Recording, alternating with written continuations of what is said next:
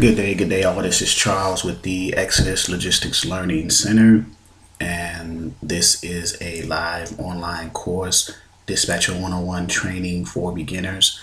We are in Module 2 of this course, which is load boards. We are on Lesson 3, which is how to navigate load boards. So let's get started. I am going to open up a Word document and create a use case to go by in order to show you how to navigate on the load boards, and I'll probably use 3 of each one. Now you may or may not be able to see my Word document being open. I shared my screen, but I'm not sure if I'll be able to show you the desktop. So in any case, just visualize me, or let's just follow along here. So the use case will be a person with you're the dispatcher, and we have a carrier who is a dry van carrier. So they have a 53-foot dry van.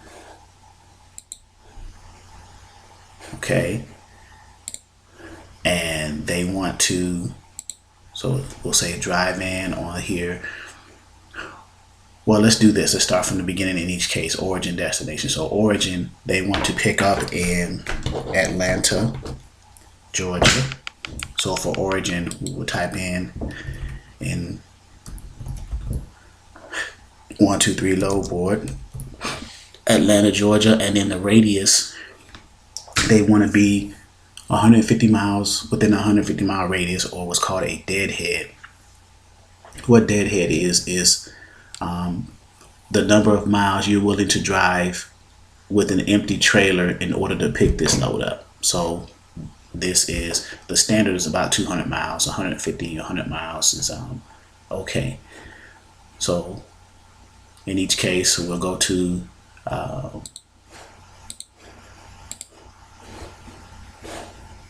Trucker's Edge and enter Atlanta there. In this case, I think it's going to auto-populate, and it does. So, and then we'll go to new search in Internet Truck Stop, and we will enter Atlanta, and in the state, Georgia. All right, so in each case, we have a starting point. Okay, now let's say that they wanted to go to Houston, Texas.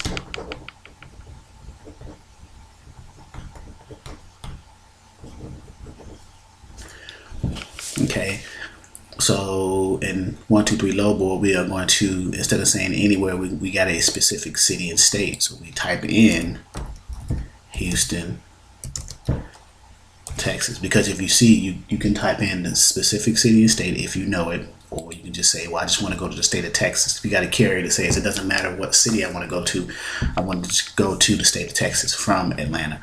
So you would select Texas as a option, or he says I want to go anywhere from Atlanta, and you'll select anywhere. He's willing to drive anywhere. But if he has a specific area he's trying to get to, maybe he has someone he knows over there, he wants to visit family, he knows some good shippers and brokers out of that area, he wants to go there. That's why he's saying that. So he's telling you Houston, Texas. So let's go to Trucker's Edge and put in, it should populate for Trucker's Edge, Houston, Texas. There we go. And then let's go to Internet Truck Stop and do the same. So we are navigating the user experience on all 3 of the commonly used load boards. Okay, so we'll go back to 123 load board. So we have Atlanta, Georgia to Houston, Texas, Atlanta to Houston, Atlanta to Houston. So now the equipment type again was a van, so a dry van. This one, on this experience, you can either do a general or specific for the equipment type, but we're going to keep it general, a general van. And all things being the same, equipment type here, we will select a dry van. So we'll hit V and it should go to van. The pickup date, let's say today is the 8th of July, so we'll select the date of the 8th today. So we're gonna select Wednesday, the 8th. So we got that there. The pickup date here, it auto populates with the current date on that Trucker's Edge, so you could always change it, but it automatically populates with today's date. And on Internet Truck Stop we have van, so 123 load board we have van. The pickup date we didn't select yet. So now let's say we want, it could be an any size load. It could be a full truckload or less than truckload on that 53-foot trailer. So this is a 53-foot trailer. We can select it or leave it blank to give us more options. The weight, we can select it or leave it blank. We'll just leave it blank in this case. For this use case, we'll leave it blank for the weight. And because let's say, for example, your carrier said I can haul, I'll haul my max weight. So you'll leave it blank just to give you more options to select max weight or less than max weight. So now with the, you hit in Internet Truck Stop, you would hit add to my searches and close.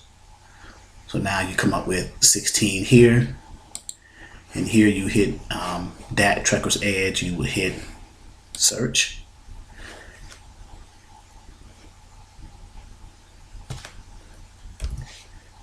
And you come up with 268 results there.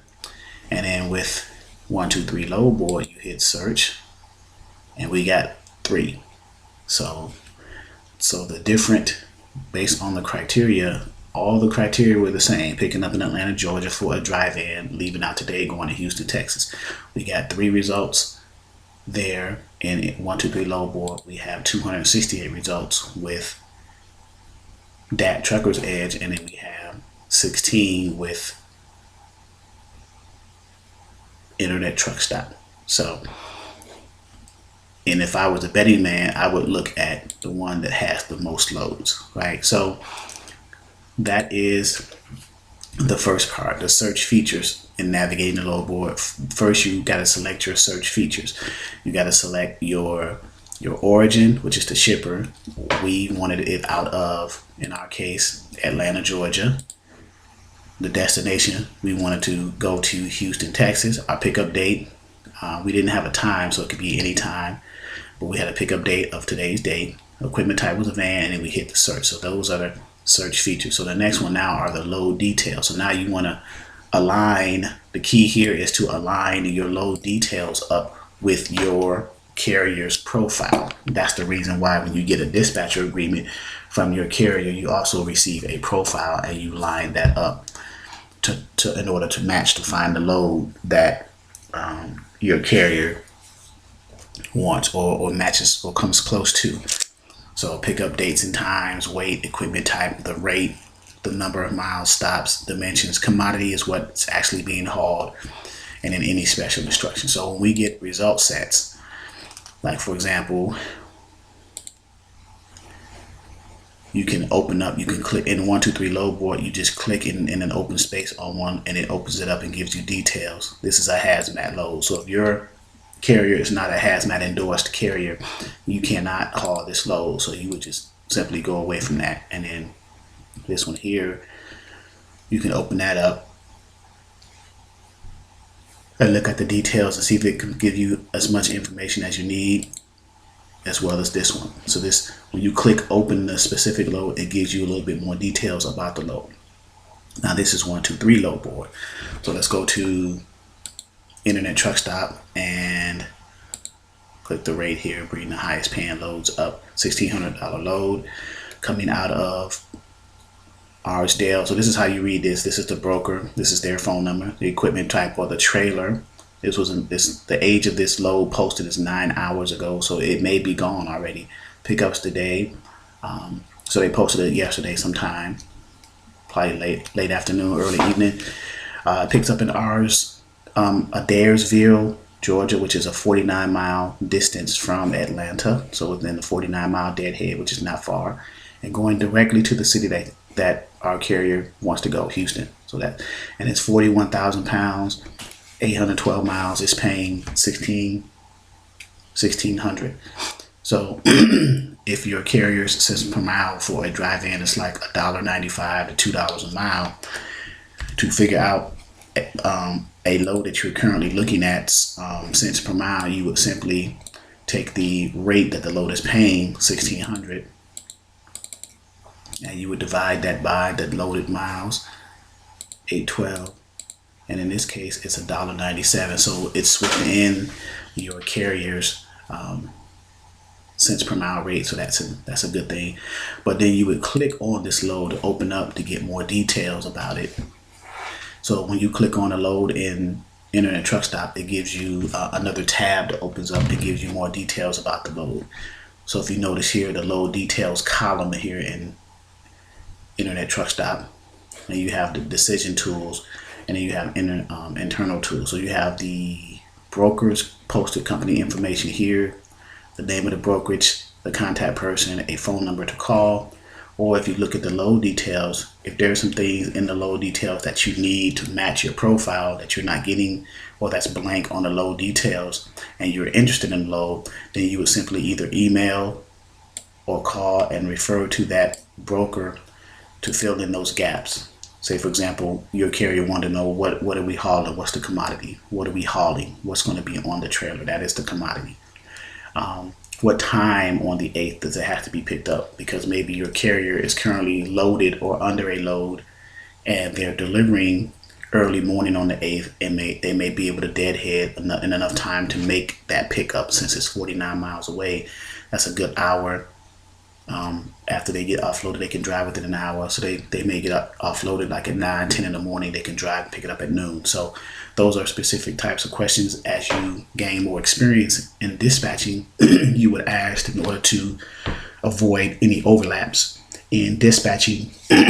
What an overlap means is if your carrier is under a load and you book their next load, but it overlaps on the time that your carrier is empty on one load to the time they pick up on the other load. So say, for example, in this example, your carrier is under a load. He's going to be empty at 9 a.m.